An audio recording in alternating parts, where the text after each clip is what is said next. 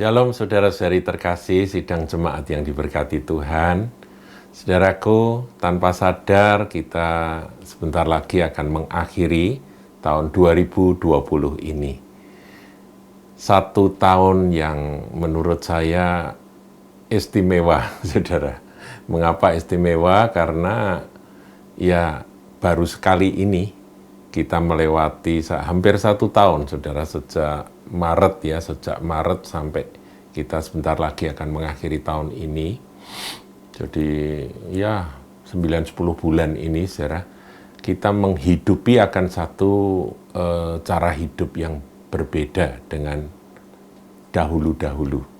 Sekarang kita sudah nggak asing lagi melihat orang-orang memakai masker, orang cuci tangan, orang menjaga jarak, kursi-kursi yang berdempetan di tempat-tempat umum sekarang tidak pernah ada, selalu ada jarak, bahkan ketika kursi itu kursi bangku panjang selalu ada palang-palang di mana-mana, supaya orang duduknya tidak empet-empetan, saudara. Jadi sesuatu yang sudah diramalkan di awal-awal pandemi ini, yaitu new normal life, itu sekarang sudah mulai menjadi satu cara hidup yang sudah kita sudah adaptasi, demikian ya. Kita sudah beradaptasi dan kita sudah menganggap itu adalah sesuatu yang normal. Pertanyaan, saudaraku, kapan pandemi ini akan berakhir? Nah, ini yang harus kita renungkan, saudara. Kita tidak tahu. Harapan kita, kalau kita boleh minta sama Tuhan, tentunya kita mohon, kita berdoa, Tuhan, biar kiranya pandemi ini segera berlalu, sehingga anak-anak bisa bersekolah seperti dahulu lagi. Orang tua yang bekerja, kerjanya juga bisa lebih giat lagi dan lebih dapat beraktivitas sebebas dahulu lagi. Restoran, rumah makan bisa kembali laris. Kita juga berharap dunia pariwisata kembali hidup, saudaraku. Kita ngerti ya, biasanya kalau liburan akhir tahun seperti ini, tempat-tempat wisata seperti Pulau Bali, kemudian tempat-tempat wisata yang lain, itu biasanya sudah menjadi target atau sasaran liburan dari orang-orang yang sudah bekerja dan berjerih lelah selama 1 tahun. Mereka sudah merencanakan untuk berlibur di tempat-tempat itu. Tetapi kali ini, saudara, tidak bisa seperti dahulu. Kalaupun ada yang mau berlibur, mereka jumlahnya sangat sedikit.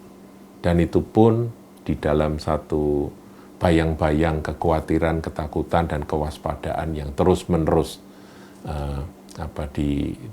dijaga. Naik pesawat harus ada tes dulu, naik kendaraan umum harus tes dulu, bahkan mau mudik juga dihimbau tidak mudik, dan sebagainya. Jadi mobilitas mau tidak mau sekarang jadi lambat, saudara. Tidak seperti dahulu lagi, meskipun bisnis tetap harus jalan, karena bagaimanapun juga kehidupan terus berlangsung, kebutuhan terus ada, saudara. Nah,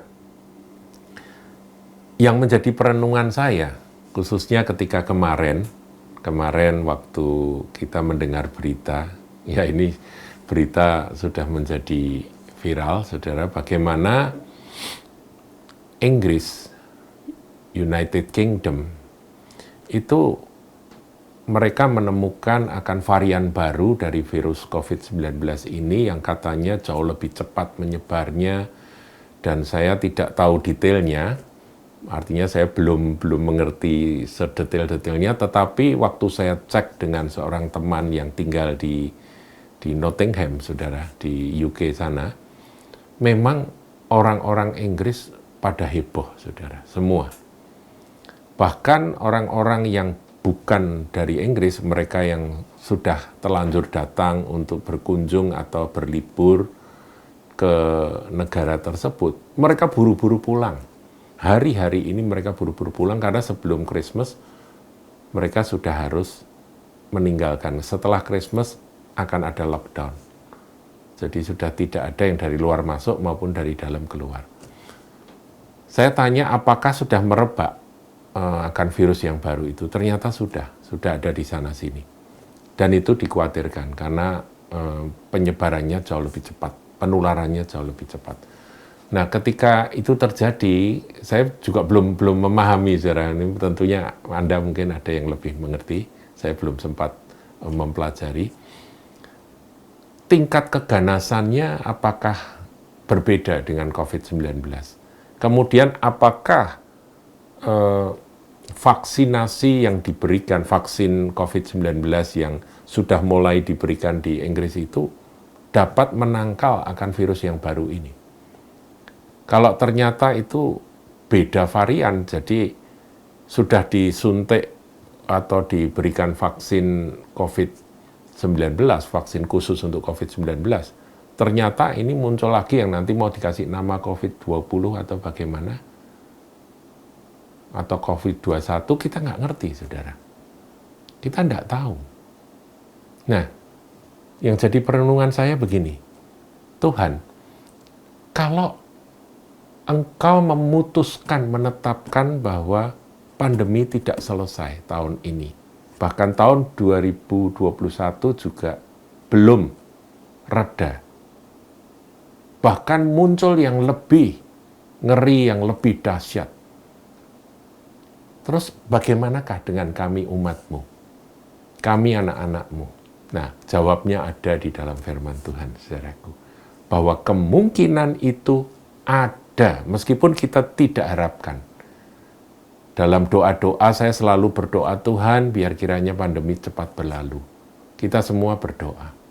Tetapi kita harus mulai memikirkan, kalau memang Tuhan punya rencana yang lain, artinya pandemi diizinkan oleh Tuhan terus berlangsung sampai Dia datang kembali, kita pun juga harus mempersiapkan diri. Karena dunia ini memang bukan tujuan akhir kita.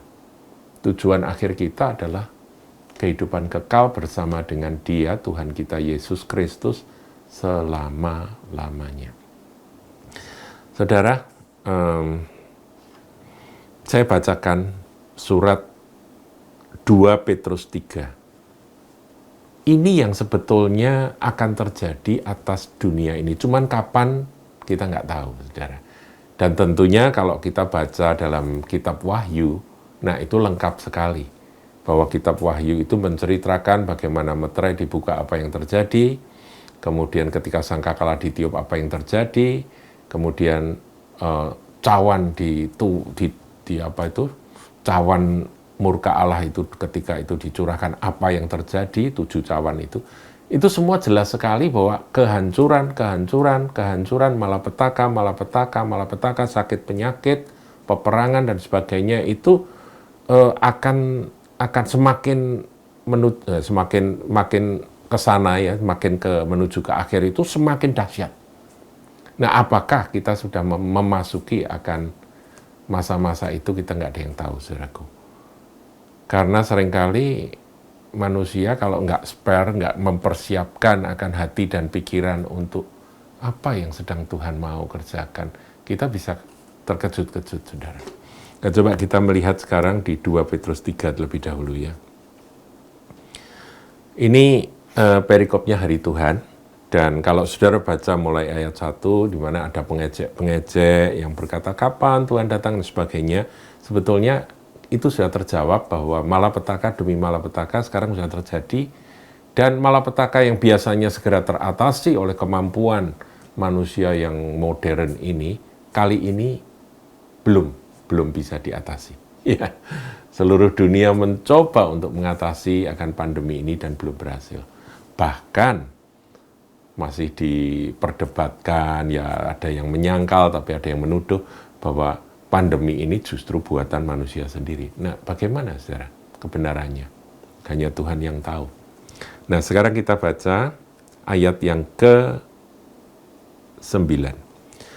Tuhan tidak lalai menepati janjinya, Sekalipun ada orang yang menanggapnya sebagai kelalaian, tetapi ia sabar terhadap kamu. Karena ia menghendaki supaya jangan ada yang binasa, melainkan supaya semua orang berbalik dan bertobat. Ini hatinya Tuhan, saudara. Bahwa kalau sepertinya berlambat-lambat, itu karena hati Tuhan merindukan semua umat manusia boleh bertobat, berbalik dari jalan-jalan yang jahat, datang kepada Sang Juru Selamat dan menerima akan keselamatan kekal. Ayat 10, tapi hari Tuhan akan tiba seperti pencuri. Hari Tuhan itu seperti pencuri. Nah, kalau saudara pencuri ya tentunya yang penting kita berjaga-jaga, begitu ya. Pada hari itu langit akan lenyap dan gemuruh yang dahsyat, dengan gemuruh yang dahsyat dan unsur-unsur dunia akan hangus dalam nyala api. Ada banyak penafsir mengatakan bahwa inilah perang nuklir yang terakhir. Kita sudah mempelajari bagaimana kedahsyatan akan bom hidrogen pada waktu Perang Dunia Kedua. Oh, itu sudah lama, saudaraku. Perang Dunia Kedua itu tahun 45 ya, waktu bom itu dijatuhkan di Hiroshima dan Nagasaki. Akibatnya begitu mengerikan.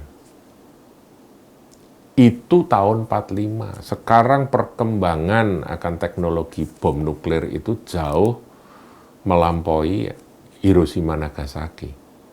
Nah, kalau sampai terjadi perang nuklir seperti itu, maka dikatakan di sini pada hari itu langit akan lenyap dan dengan gemuruh yang dahsyat dan unsur-unsur dunia akan hangus dalam nyala api. Dan bumi dan segala yang ada di atasnya akan hilang lenyap. Jadi bumi dan segala yang ada di atasnya, jadi semua penduduknya akan hilang lenyap, dikatakan seperti itu. Jadi jika segala sesuatu ini akan hancur secara demikian, betapa suci dan salehnya kamu harus hidup. Jadi pesan untuk gereja Tuhan, untuk umat Tuhan, semakin mendekati akan hari itu, semakin kita mengejar akan kesucian dan kesalehan. Saudara, ini pesan firman yang harus kita dengar dan harus kita tangkap. Yaitu kamu yang menantikan dan mempercepat kedatangan hari Allah. Rasul Petrus mengatakan bahwa kalau kamu itu semakin saleh, semakin kudus, maka akan segera selesai. Waktu hari Tuhan itu akan dipercepat. Kedatangan Tuhan itu dipercepat oleh umatnya yang melakukan bagiannya. Jadi kita harus berlomba-lomba melakukan bagian kita, dan salah satunya Injil akan diberitakan kepada segala bangsa. Setelah itu barulah tiba kesudahannya. Jadi saudaraku, bagian kita adalah memberitakan Injil. Dan hari-hari ini Injil sudah diberitakan luar biasa. Yang tadinya rasanya nggak bisa memberitakan Injil secara terbuka kepada kelompok-kelompok agama atau kelompok masyarakat tertentu, rasanya tidak diizinkan. Memang secara kalau kita mendatangi mereka kemudian kita khotbah gitu, nggak bisa, saudaraku. Pasti ditolak. Jadi nggak mungkin. Kita membagikan traktat ya sekarang sudah jadi masalah, pasti akan dilaporkan dan kemudian dianggap pelanggaran hukum, dan kemudian itu bisa menjadi kasus. Tapi sekarang ada internet, ada YouTube. Dan melalui YouTube, saudaraku, Injil itu masuk kemana-mana. Kalau Roh Kudus menghendaki ada satu orang kamu dengar ini, nanti dia tangannya itu jarinya itu bisa dibuat pada waktu dia mau nonton nyanyian dangdut begitu, tiba-tiba bisa salah pencet atau tiba-tiba bisa masuk ke channel yang memberitakan Injil. Dan ketika Roh Kudus bekerja, hati mereka terbuka dan mereka termasuk orang-orang ya istilah kita burung merpati, saudaraku, hatinya itu tulus, meskipun mereka belum mengerti akan siapa Yesus itu, mereka terbuka dan mereka akan diselamatkan. Injil akan diberitakan dan itu bagian kita. Jadi marilah kita bergiat di dalam melakukan bagian kita karena hal itu akan mempercepat hari Tuhan. Yaitu kamu yang menantikan dan mempercepat kedatangan hari Allah. Pada hari itu langit akan binasa dalam api dan unsur-unsur dunia akan hancur karena nyalanya. Nanti akan ada dunia yang baru.